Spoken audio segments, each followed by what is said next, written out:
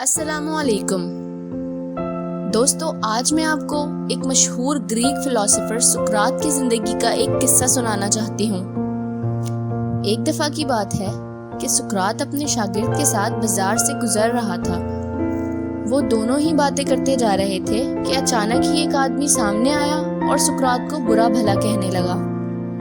वो आदमी गुस्से से बहुत लाल पीला हो रहा था और सुकरात को मुसलसल ऑल फॉल बक रहा था।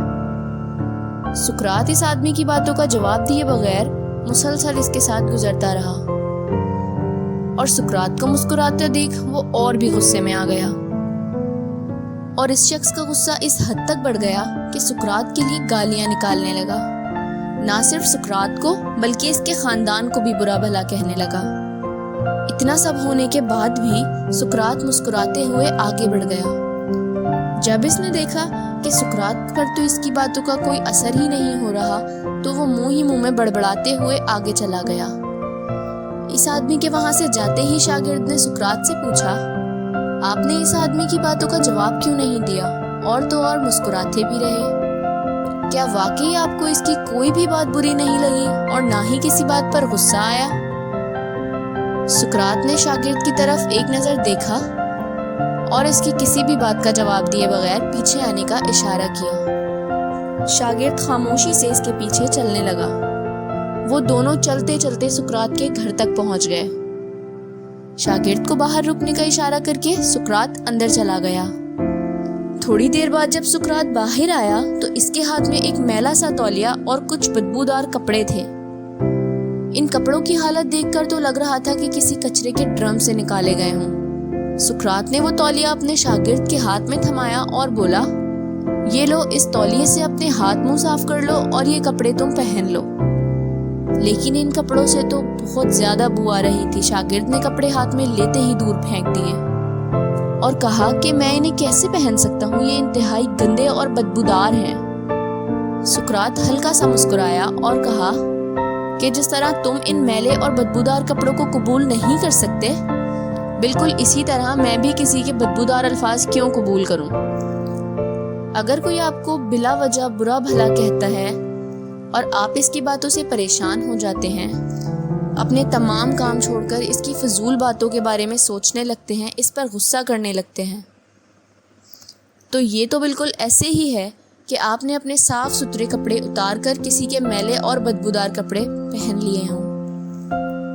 दोस्तों, अक्सर ऐसा होता है कि हम बहुत अच्छे मूड में वेल ड्रेस होकर कहीं बाहर जा रहे होते हैं और हमें कोई कुछ कह देता है या बेवजह हमसे झगड़ पड़ता है, तो हम अपना अच्छा मूड छोड़कर उस शख्स के बारे में इतना सोचते हैं कि हम अपना सारा दिन खराब कर लेते हैं। हमें जो करना होता है हम वो छोड़कर उस शख्स को डिस्कस करने लग जाते हैं, इनके रवैयों पर दुखी होते रहते हैं। दोस्तों, ऐसे लोग कूड़े के ड्रम की तरह होते हैं, जमाने के सताए हुए, फ्रस्ट्रेटेड, शॉर्ट टेम्पर्ड। ऐसे लोग तो ज़हनी तौर पर बीमार होते हैं।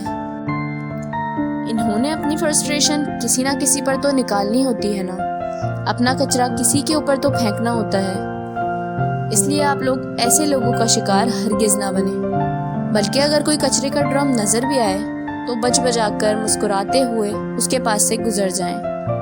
दोस्तों, किसी की गलत बात पर हमें खुद को हरगिज परेशान नहीं करना चाहिए।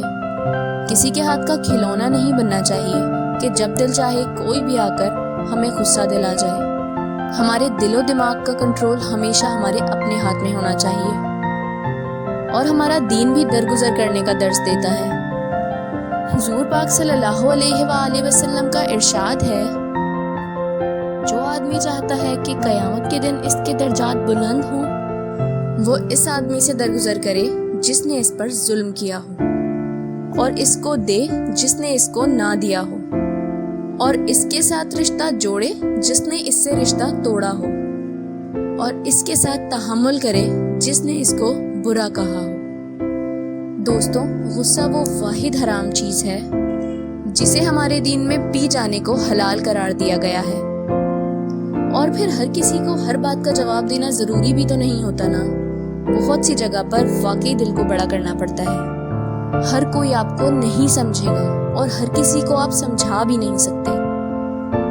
کچھ باتیں ہوتی ہیں جو ہمیں بہت معمولی لگ رہی ہوتی ہیں، لیکن ان پر عمل کرنے سے ہماری زندگی میں ایک خوبصورت تبدیلی آتی ہے جو ہماری زندگی کو مکمل طور پر بدل کر رکھ دیتی ہے۔